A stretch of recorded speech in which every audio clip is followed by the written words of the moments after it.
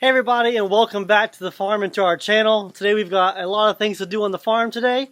We have some gear bulls that we're going to work a little bit when the vet gets here. And then also while the vet's here, she's going to pregnancy check some Dutch belted Galloways, some Highlanders, some mini cows, all of which customers are considering to purchase. And so we need to make sure that they're pregnant and see how far along they are, get them ready to go if the customers do decide to get them. All of the cattle that we're going to need to work, I've already caught in the pen. So now all I'm doing is waiting on Dr. Jess to get here for us to get started. And these are the gear bulls that we're going to look at today. Two of them we're just going to age and just look over them. But the other one, this darker colored one, we're going to actually cut his horns down today. When he was young, he was in Oklahoma and his horns actually froze. And when they froze, they bit into that position. So we're going to get those trimmed. And then all of these little mini cows are 37 inches to 40 inches. And we're going to pregnancy check those guys and put ear tags in so that they can leave the state for the potential buyer today. And then in the final pen, we have some miniature Highlanders and high decks. We're going to get those guys pregnancy checked. We're pretty sure we know how far along they are, but we'll see. I just got the text from Dr. Jess that she is almost here. So I'm going to go ahead and get the chute full. These are three really calm bulls.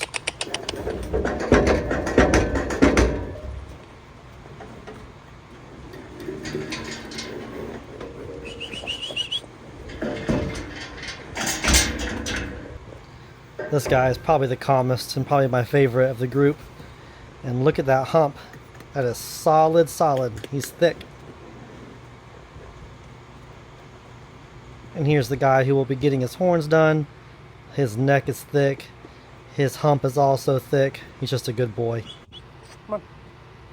And this bull is a little bit older than the other ones, but his horns are amazing. His color is amazing. His head is amazing.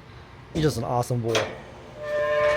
Now the alleyway is filled. I have space to go ahead and move the mini Highlanders and high decks into the little catch pen before the tub.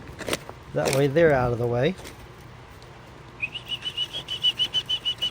They're easy to work with. Come on. They've been through this before. And now that they're out of the way, I can move these into the first holding pen. I just like to have all the cows lined up so when the vet gets here, there's no more work to do.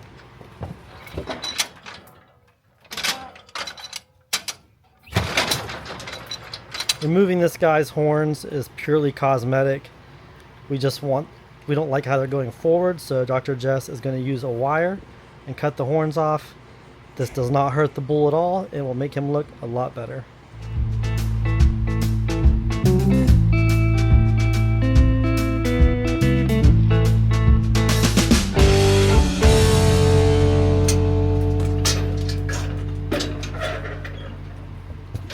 It took her a little longer than she thought, but she got it done.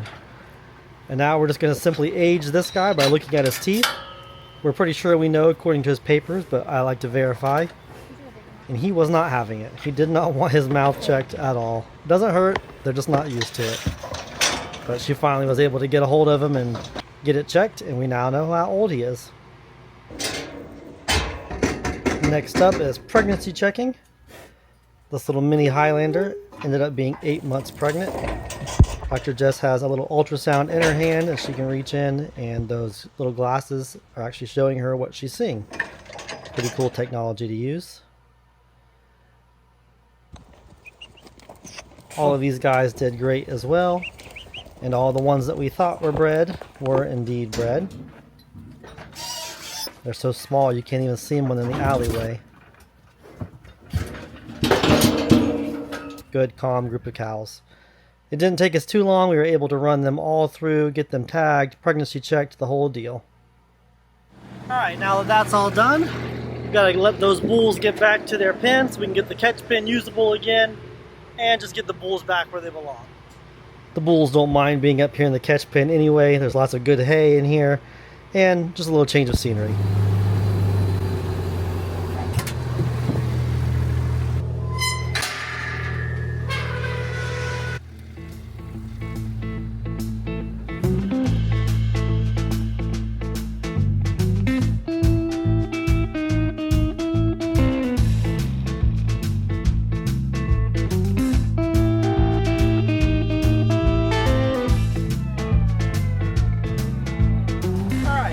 got the bulls put back away, I can let all of the Sardo heifers and the Highlanders and the belts and all of those guys back into their original field, which is close to the catch pen, because all of their water is actually in the catch pen. So it keeps them coming in there every single day.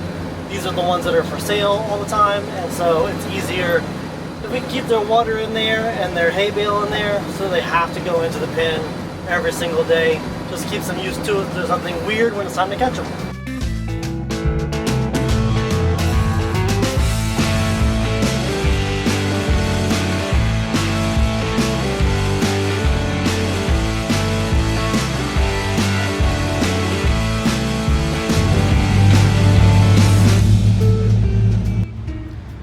We also got a new load of feeders. We get our feeders custom made by Rowdy Hyena building, and they're here in Florida too. I'm going to put a link to their Facebook page down in the comment area.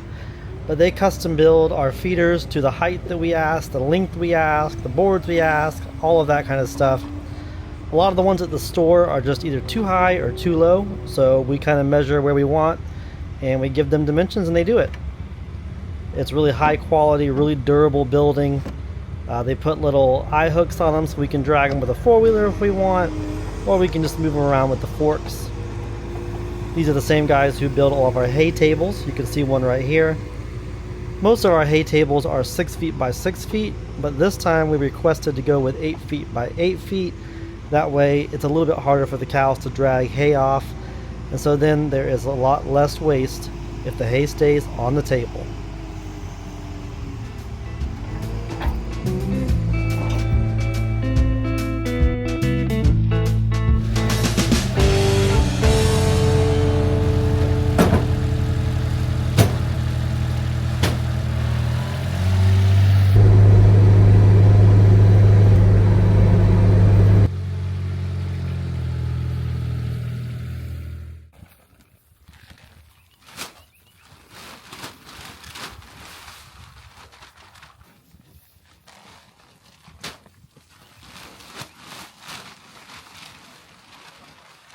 So here's the bull field.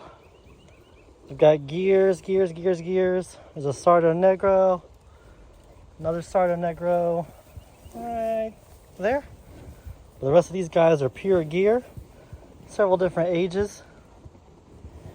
This one's not for sale. That one's not for sale. That one's not for sale. All the rest of them are available.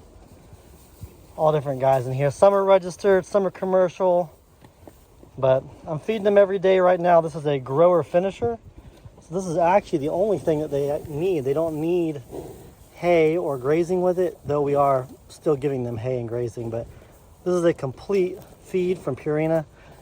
And so we're trying to help some of them gain weight. Some of them look great. I mean, you can see they've got good bodies, really good body conditions. But some of them we're just trying to fill in a little bit more and help them get ready for next breeding season so they're nice, thick, and fat. Here's the bull we did the horns on today. He's looking great and doing good. Doesn't feel it, doesn't hurt. I think he looks better than he did. He's a big, good boy.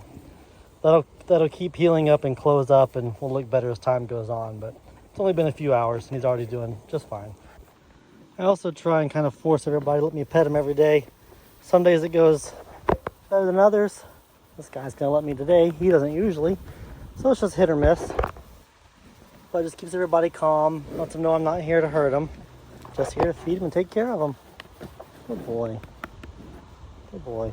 And that's kind of the thing I force them to do is I stand here at the feeder, and if they want feed, they have to come up while I'm standing here. So it gets them more and more used to that, makes them calm when people are around. Otherwise, if I just drop the feed and leave, they don't have to interact with me.